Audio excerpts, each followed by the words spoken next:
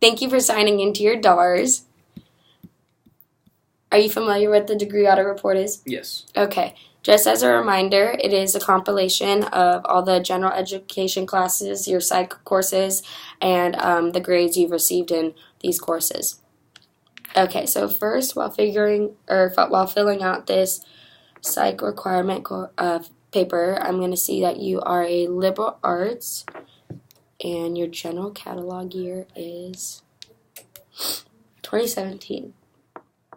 Okay, now I'm going to scroll down to your prep for major courses, or excuse me, actually I'm going to scroll down to your in-progress courses and write those down. So I see you're in Bio 203, 3 units, Bio 203, 1 unit, Chem 201, 5 units, Psych 340, 3 units, and TFM 160, 3 units. Okay, so right now I see you're in Psych 340, so I'm going to note that down here, as well as Bio 203, which is the same as will work for your Bio 100 requirement for your prep. All right, I'm going to note those in progress in green, and your remaining units in pink. Okay. So now we're going to go on to your prep for major courses. I'm going to scroll up a little bit to see which courses you've completed and which ones we need to focus on for future semesters. So I see you've completed 201, 211, 230, and 280, and you're in progress with Bio 203. Awesome. So for units in progress, it's going to be 3. And you still have 2 courses you need to complete in order to successfully complete the prep for major. I do want to remind you that you need a C or better in all these courses, those of which you've already completed, you've done great in. And also you need a 2.5 GPA overall in order to be placed into the major. So the only other courses that you need to complete in order to complete the prep for major would be Psych 201, which is 1 unit, and 260, which is 3 units. Have you considered when you want to take these courses? Probably next semester. Okay, cool. I'll note that down here in your plan for courses. And later we can go over that. Awesome. All right, so after successful completion of your prep for major, you will be placed into the major, which is 31 upper division units. We have the major courses split into 3 different groups. The first being the methods requirement, the breadth requirement, and the additional units. So first, with the methods requirement, it's a type of, or 2 courses that consider research. So the first one will be 301, which makes you a better consumer of research, and 410, which makes you a better producer of research.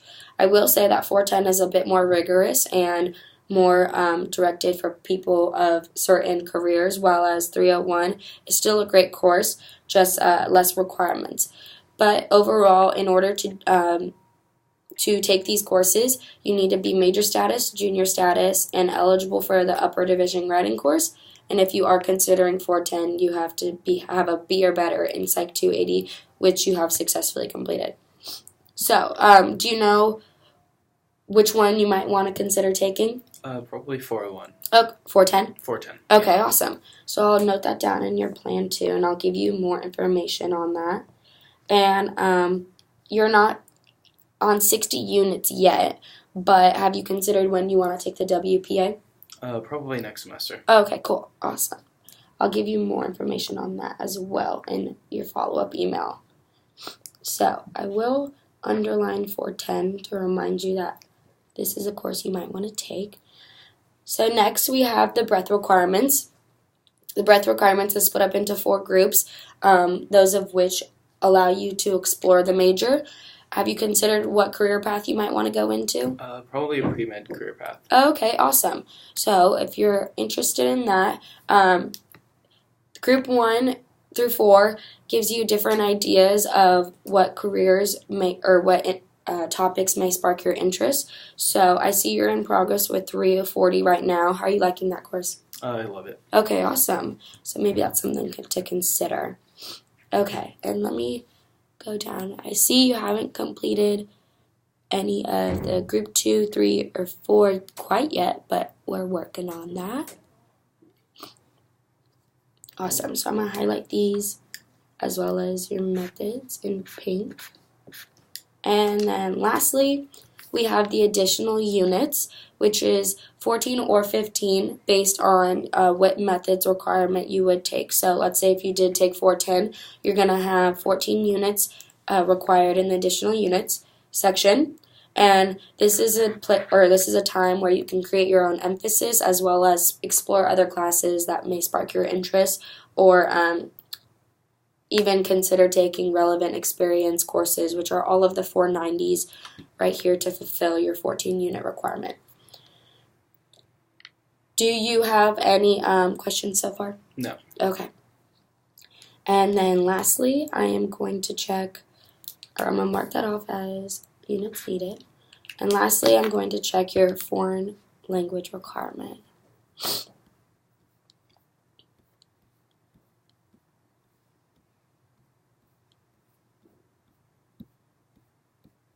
Okay, awesome. So you've successfully completed your foreign language requirement. So going back up to your major, you're in progress with 3 units. Units earned will be 0 right now, and units needed will be 28. Awesome. Total psych is 28. Yes. Okay. Do you have any questions? No. Okay. So, considering all this, and we have your plan for next semester, you mentioned you wanted to take 201, 260. Are there any other side courses you might want to take next semester in the spring? Probably not. Okay, so maybe focus on your GEs, which you can be advised on in the general advising office. Also, considering you want to go into the medical field, have you considered what graduate schools you're interested in? Whatever ones accept me. Okay. Not really. Yeah. Are you interested in, or are you familiar with the 5 factors? No. Okay. So the 5 factors, there are 5 different things that are necessary in order to apply for graduate school. So the first one being the GRE, which is the graduate record exam. It is an exam you'll have to take that's very similar to the SAT or ACT in high school. We always say the higher score, the better. It depends on which programs you apply to in order to see which scores you'll need, but practicing for this months in advance is always recommended, and you can take it several times, but it is very time consuming, so we recommend that you study a lot for the first one and hopefully complete it successfully. And then next we have the GPA. So this is going to be throughout your college experience, your undergrad experience. We always say also higher the better for that. Like the GRE, it does depend on which programs you're applying for, what their usual average is. But in order to be a competitive applicant, both of these are very important to keep up your scores. And next would be relevant experience. Like I mentioned, your additional units is a time where you can explore these classes, and I'll give you a handout right here. It is offered at State. So all of the 490s classes are different courses you can take that give you relevant experience. So this can range from being a TA to being a research assistant to working with an outside organization and be an intern while still receiving units for it. So it's really good. Typically, the applications for these come out the semester before, so maybe start looking out for those now, hopefully for spring semester or maybe for fall of 19. Recommend doing that. And then after relevant experience, we have relevant experience, GRE, GPA, relevant experience, letters of rec. That's what it is. Okay. So, letters of rec, usually most programs require this, but we always say to have about 3 to 5 letters of rec, and these would come from professors that have the degree or higher that you're trying to pursue. So let's say you're trying to get your PhD.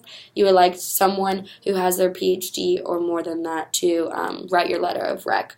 And we say 3 to 5 letters because there's always something that happens. Maybe someone can't complete it in time for you, or a certain program asks for an extra one. You will be applying to probably 10 plus programs, so keep in mind that your letters of rec will be coming from people who are writing several of them for you. So give them about 6 to 8 weeks at least advance notice that your deadline is coming up. Do you have any professors that you have a close relationship with right now that you might be able to ask? Not that I can think of. Okay, well, you still have time, a lot of time in your prep for major and major requirements. So maybe I recommend getting a relationship with those professors, as well as, especially if you're working with them through the relevant experience, it's a great way for them to be able to speak on your behalf and understand what kind of student you are. And then the last of the 5 factors is your personal statement. So your personal statement is where you can exhibit what you can do for that program and how you're going to be the best candidate that is offered. So with that, you also want to be writing months in advance.